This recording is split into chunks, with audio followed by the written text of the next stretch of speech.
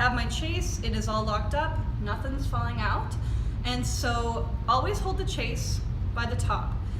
It is a little bit heavy, especially depending upon how much type you have in here, but hold it by the top. This will help put it into the press.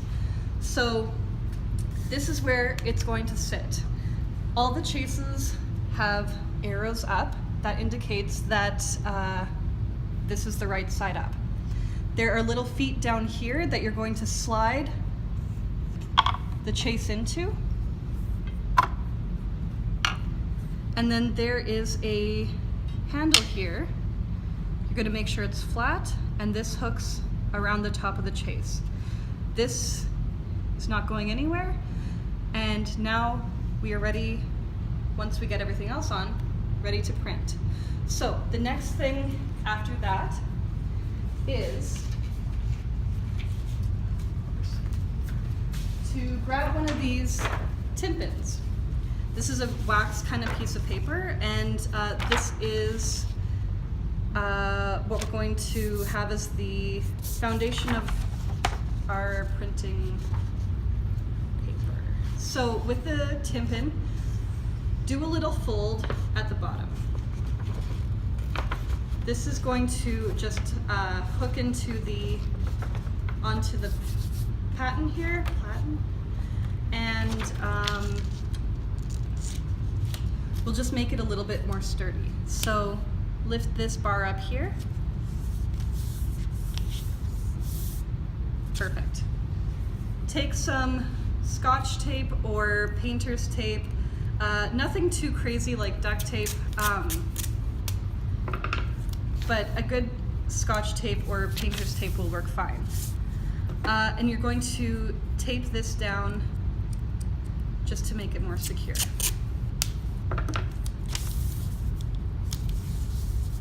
I'm going to put one piece of hard packing in just right off this top, mostly just so that I can get a good impression on the mylar that I'm going to put on. And then that's kind of my base for packing, and then I can add more to it and go from there. So you're going to want also a piece of mylar. This is ideally the same size as the platen here. You're going to put it on top of the tympan, and again with the Scotch tape or painter's tape, not Scotch tape, masking tape, that's what I mean. You're going to put this on top of the tympan and then tape it into place.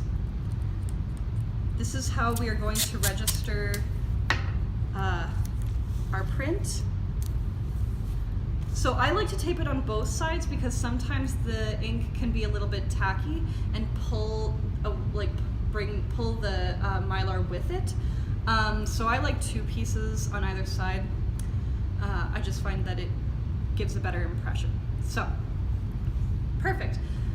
Mylar is on, our press is inked up, the form is in place, and so now I am going to engage the press by moving this lever and turning the wheel.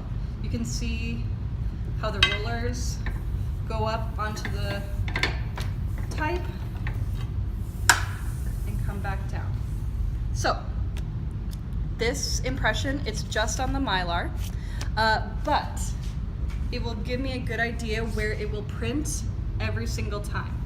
So I've made a template of, this is the size of paper that I'm wanting to print, and I've made a template so that I can see where exactly on the paper I want it to go. So you also need a pencil. There's generally this little ruler here. So it's good, and an X-Acto knife. These are good things to have right on hand. So first off, I'm going to slide my template down behind the mylar. And with this one, I'm going to get it as centered as I can. But sometimes I find that it's nice to just line it up with one piece of, line it up kind of with the text. So I'm gonna have the center line going right across making, and then this then other center line I'm going to have going up across the eye. Depending upon your composition, you may want to be fussier. For this, it's just going to be pretty slick. So keeping a very firm hand on where your template is, untape one side of the Mylar, making sure that you don't move the template. This is where you need every single piece of paper to go down to print correctly. Take your pencil and you're going to do a line on the side of the paper here, on the bottom, and then on the other side.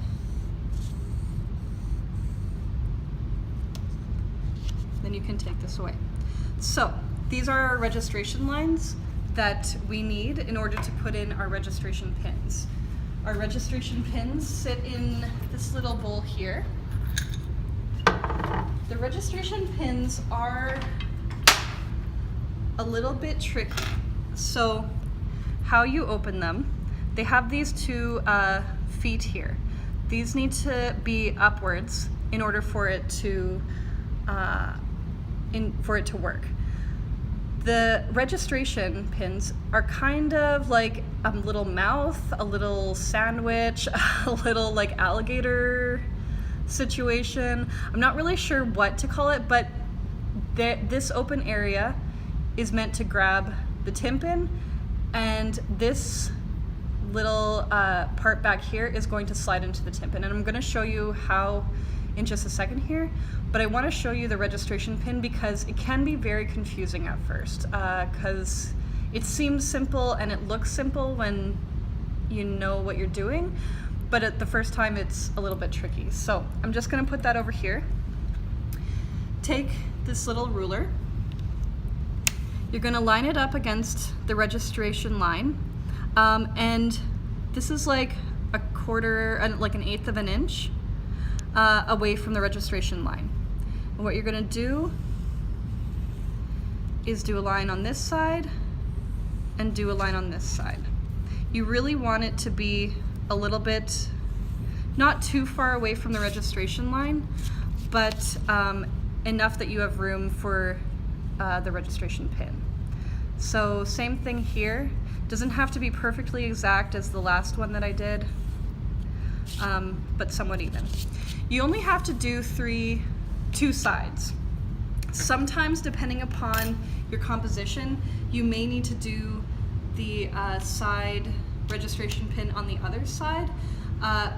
Sometimes I do that if I have a decal on one side and that won't allow for a clean print or consistent printing if I have a weird uneven decal. So if the decal is on this side, I'll do a registration pin on this side. So that's just up to you and how your composition and your paper are.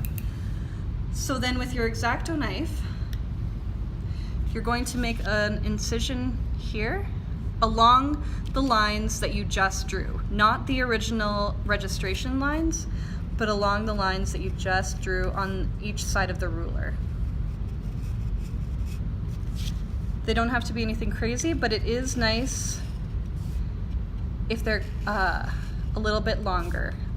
A tiny little line like that won't do you any good.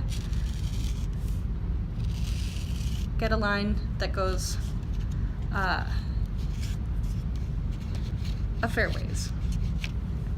Kind of open up the slits with the knife, and then this is where the registration pin comes in.